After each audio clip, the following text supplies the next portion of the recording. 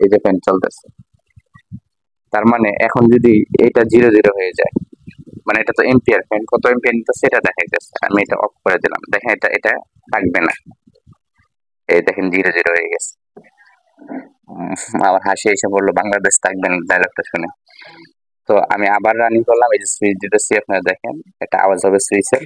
এই দেখেন, এই যে এম্পিয়ার নেওয়া শুরু হয়েছে। সাথে এটা এম্পিয়ার নিতেছে, কত এম্পিয়ার নিতেছে? 2.200 সামথিং এম্পিয়ার নিতেছে।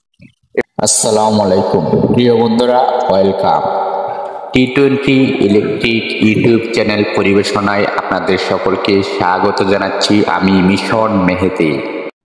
প্রিয় বন্ধুরা, আসসালামু আলাইকুম। আমাদের আজকে আলোচনার বিষয় হচ্ছে মাল্টিমিটার বা ডিজিটাল মাল্টিমিটার অথবা প্লাম মিটার, অথবা এটার নাম হচ্ছে এম্পিয়ার মিটার। এই বিষয়টা নিয়ে আপনারা দেখতে পাচ্ছেন, আমরা প্র্যাকটিক্যাল আলোচনা করব, হাতে কলমে দেখাবো এবং সংক্ষেপে আমরা আলোচনা শেষ করবো আপনাদের বুঝিয়ে। এই যে এটার অনেক ব্যবহার রয়েছে, দেখতে পাচ্ছেন এখানে।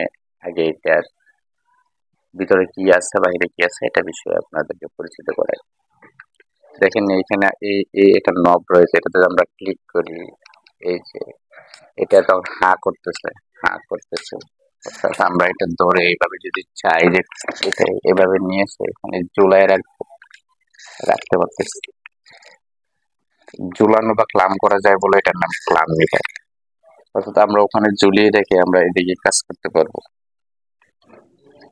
এই যে জিনিসটা এখানে একটা লাল এবং কালো কালারের আপনারা কিছু দেখতে পাচ্ছেন, এগুলোর নাম হচ্ছে নব। এই যে এগুলো হচ্ছে নব।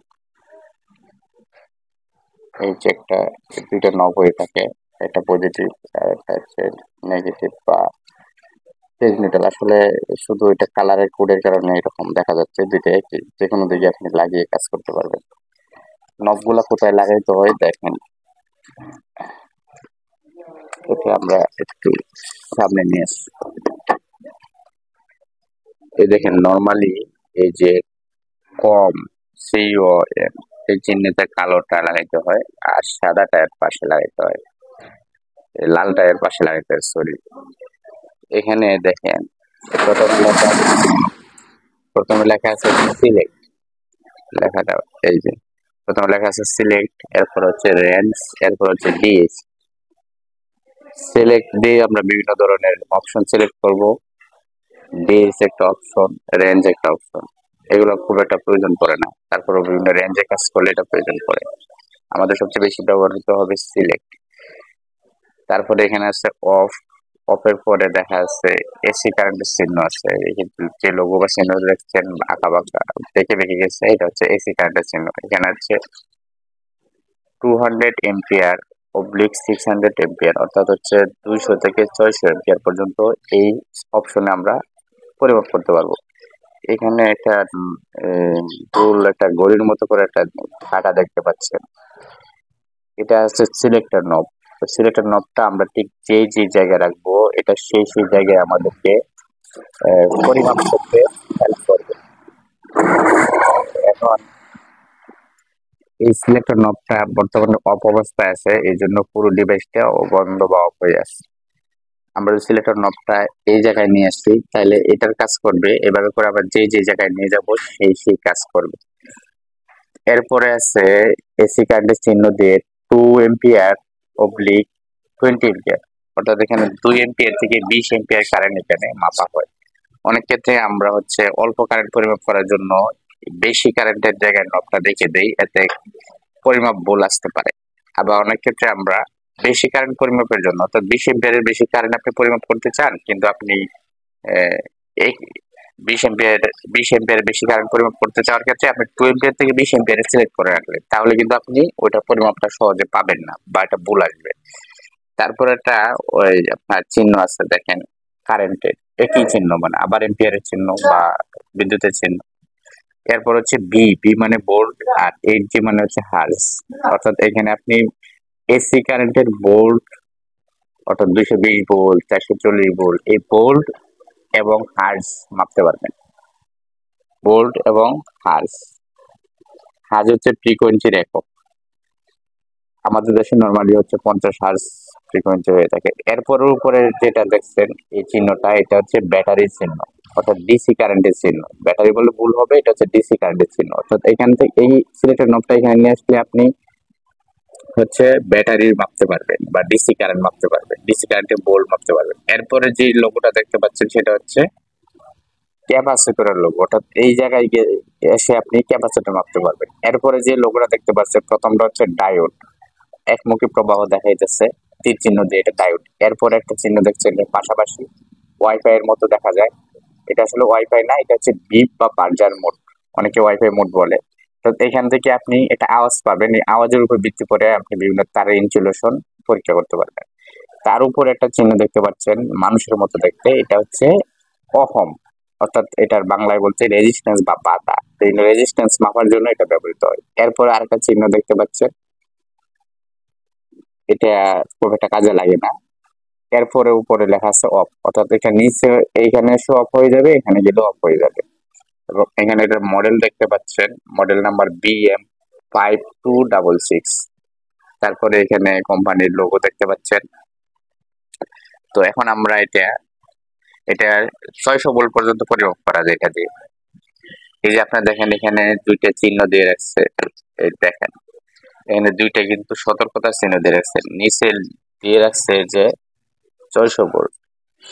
যাক, আমরা এখন এটা কাজ শুরু করে দেবো। তো কাজ শুরু করতে গেলে আমরা প্রথমে যে জিনিসটা, এই নবটা আমরা যদি একেবারে এখানে দিয়ে আসি, এই দেখেন একটা আওয়াজ দিল এবং হচ্ছে এটা রানিং হওয়া শুরু হলো। তো আমরা 200 এম্পিয়ার থেকে 600 এম্পিয়ার, এটা বিশাল মাপের এম্পিয়ার, এটা আমাদের মাপা প্রয়োজন নাই এবং এই ধরনের ডিভাইস আমাদের ছোটখাটো কাজে ইউজ হয় না, এটা ইন্ডাস্ট্রিয়াল কাজে ব্যবহৃত হয়। সো আমরা এখানে কোনো কাজ দেখাতে পারছি না বা করতে পারতেছি না। আমরা পরের নেক্সটে যাব। নেক্সটে যাওয়ার পরে এখানে দেখছেন 2 এম্পিয়ার থেকে 20 এম্পিয়ার, 2 থেকে 20 এম্পিয়ার, এটা আমরা মাপতে পারবো। আমি আপনাকে এখনই প্র্যাকটিক্যাল দেখায় দিচ্ছি। আপনারা দেখতে পাচ্ছেন এখানে একটা ফ্যান রয়েছে, এটা এখন বর্তমানে অফ অবস্থায় রয়েছে। এই ফ্যানের লাইন হচ্ছে এটা, এখান থেকে আসছে। আমরা এখন আমাদের যে এম্পিয়ার মিটারটি আছে এটা এই লাইনে সেট করে দেব। দেখেন আপনারা কেমনে সেট করতেছি, কিভাবে সেট করতেছি, এই সেট করে দিচ্ছি। এখন কি 00 দেখাইতেছে, অর্থাৎ এটা অফ আছে। এখন আমরা আমাদের এখানে সুইচটি অন করে দেবো। অন করার সাথে সাথে আপনার এইদিকে খেয়াল করবেন এটা চেঞ্জ হয় কিনা। আমি অন করলাম, এই দেখেন 0.3 থেকে শুরু করে এবার কমে কমে 2 আসছে। স্টার্টিং 0.3 এম্পিয়ার নিয়েছিল, এখন 0.2 এম্পিয়ার নিতেছে। 0.2 তো 241 .240 বা 41 এম্পিয়ার নিতেছে। এবং আপনারা এখনো ফ্যান দেখতে পাচ্ছেন না, ফ্যান চলতেছে, এই যে আপনারা এখন দেখেন এই যে ফ্যান চলতেছে।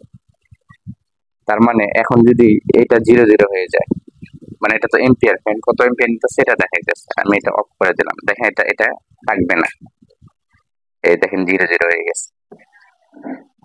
আমার হাসি এসে বললো বাংলাদেশ থাকবে না ডায়লগটা শুনে। তো আমি আবার রানিং করলাম, এই যে সুইচ দিতেছি, আপনারা দেখেন একটা আওয়াজ হবে সুইচের, এই দেখেন এই যে এম্পিয়ার নেওয়া শুরু হয়েছে। সাথে এটা এম্পিয়ার নিতেছে, কত এম্পিয়ার নিতেছে, 200 সামথিং এম্পিয়ার নিতেছে। এভাবে করে আপনি এটা তো একটা ফ্যান মোটর থেকে শুরু করে ফ্রিজ, এসি থেকে শুরু করে যত আপনার লাইট লোড বা বাতি থেকে শুরু করে যত ধরনের লোড আপনি ব্যবহার করবেন, সব ধরনের লোডের আপনি এম্পিয়ার মাপতে পারবেন। এই মুহূর্তে আমরা একটা বাতির এম্পিয়ার মেপে দেখাবো আপনাদেরকে। আপনারা দেখতে পাচ্ছেন বাতিটা এখন অফ অবস্থায় আছে, খুব সুন্দর একটা বাতি। এটা আমরা চালু করব এবং এই 00 এম্পিয়ার আছে। তো এখানে একটা বিষয় হচ্ছে ফ্যান আর বাতি একসাথে আমরা চালাবো। আগে আমরা দেখছেন 0.2 বা 200 সামথিং এম্পিয়ার দেখাইছিল, এখন এম্পিয়ারটা চেঞ্জ হয় কিনা। আমি সুইচ দিলাম, বাতি জ্বলতেছে এবং দেখেন এম্পিয়ারটা চেঞ্জ হয়ে গেছে, দেখতে পাচ্ছেন। বাতিটা অফ করে দিলাম। এভাবে করে আপনি অনেক কিছু এম্পিয়ার মাপতে পারবেন, তবে পৃথিবীর সব এম্পিয়ার মাপতে পারবেন না এটা দিয়ে। এটার রেঞ্জ আছে, এটা রেঞ্জ হচ্ছে 2 এম্পিয়ার থেকে সর্বোচ্চ আপনি 600 এম্পিয়ার পর্যন্ত মাপতে পারবেন, এরপর আর মাপতে পারবেন না। এরপরে আমরা পরের ধাপে চলে যাই, এটা হচ্ছে এসি ভোল্টেজ এবং হার্টজ। অর্থাৎ আমরা এখন 220 ভোল্ট কারেন্ট পরিমাপ করব। এখানে যেমন এখানে 2 পিন সকেট আছে, এখানে কত ভোল্ট আছে আপনার বাসায় যে আপনি লাইট ব্যবহার করতেছেন অথবা আদার্স ফ্যান ব্যবহার করতেছেন, তো অনেক সময় দেখা যায় ভোল্টেজ ড্রপ করে, আমরা বুঝতে পারি না। তো ঠিক কত ভোল্ট আছে এটা আপনি কিভাবে মাপবেন? এটা দিয়ে আমরা মাপবো এসি ভোল্ট কিন্তু। এই জন্য আমাদেরকে সিলেক্ট করতে হবে পরের অপশনে, অর্থাৎ এসি সিগন্যালতে সিলেক্ট করার পরে আমরা সরাসরি চলে যাব। এই দুইটা নব আছে, একটা নব আমরা এদিকে দিব। আপনারা খেয়াল করবেন এখানে কিন্তু ভুল করা যাবে না। এই নবটা এখন এসি কারেন্টের মধ্যে আছে, এটা ডিসি দিয়ে এসি মাপা যাবে না, ঠিক আছে? এখানে দিলাম, আরেকটা এখানে দেব। দেওয়ার আগে আপনারা খেয়াল করেন, প্রথমেই এই যে 28 দেখা যাচ্ছে, আমরা এখানে দেওয়ার সাথে সাথে দেখেন 221 বা 22 ভোল্ট দেখা যাচ্ছে, অর্থাৎ বর্তমানে আমার বাসায় 222 ভোল্ট পাওয়া যাচ্ছে। আমরা জানি যে 220 ভোল্ট পর্যন্ত এনাফ, 220 থেকে 230 বা সামথিং আরো বেশিও দেখায়, তাহলে ঠিক আছে। তো অনেকের বাসা বাড়িতে দেখবেন 180 ভোল্ট 170 ভোল্ট শো করে, তখন বারবার আপনার কেটে যায়, যে কি বলে ক্যাপাসিটর কেটে যায় বা ফ্যানের সমস্যা হয়। দেখেন আমাদের এখানে 222 ভোল্ট আছে, এটাতে আমরা পরিমাপ করি। দেখেন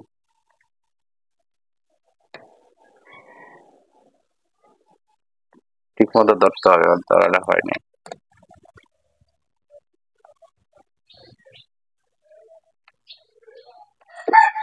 নড়াচড়া করতেছে, 221 ভোল্ট আছে এখানে। এভাবে করে আপনারা ভোল্ট মাপতে পারবেন। এরপরের অপশন হচ্ছে DC volt. DC volt DC volt কিভাবে মাপবেন এই মুহূর্তে আমি প্র্যাকটিক্যালি আপনাদেরকে দেখিয়ে দিচ্ছি। ধরেন এই যে একটা ব্যাটারি দেখতে পাচ্ছেন, এটা 12 ভোল্টের ব্যাটারি, ঠিক আছে? তো আমরা আমাদের মিটারের একটি নব এখানে ধরবো, এটা হচ্ছে লাল নবটি আমরা এখানে ধরলাম, দেখতে পাচ্ছেন। কালো নবটি আমরা পাশে ধরবো। ধরার পরে আপনি দেখছেন এই যে 12.77 দেখাইতেছে, অর্থাৎ 12 ভোল্টের উপরে আসছে, অর্থাৎ ব্যাটারিটা ফুল চার্জ অবস্থায় আছে এবং ভালো অবস্থায় আছে, ঠিক আছে? এখন ব্যাটারিটা আসলে ভালো কিনা পরীক্ষা করলাম, যে এই বিষয়টা তো আপনাদের প্রুভ করতে হয়। আমি এই যে সুইচ অন করে দিব, সুইচ অন করে দিলেই বাতিটা জ্বলে উঠবে। আমি সুইচ অন করতেছি, এই দেখেন বাতি চলে গেছে, এদিকে আরেকটা বাতি জ্বলছে। এখন আমি সুইচটা অফ করে দিব, এই বাতি নিভে গেছে। ব্যাটারিটা আমাদের ভালো ছিল। এবার আমরা পরিমাপ করব মাল্টিমিটার দিয়ে ক্যাপাসিটর। এই যে চিহ্নটা দেখতে পাচ্ছেন, ক্যাপাসিটরের চিহ্ন। ক্যাপাসিটর মাইক্রোফ্যারাডে পরিমাপ করা হয়, এখানে সাথে সাথে মাইক্রোফ্যারাডের লোগো চলে আসছে, দেখতে পাচ্ছেন কিনা? এই এনএফ, এনএফ মানে মাইক্রোফ্যারাডের সংকেত লোগো চলে আসছে। আমরা একটা ক্যাপাসিটর এই মুহূর্তে এখানে পরিমাপ করব।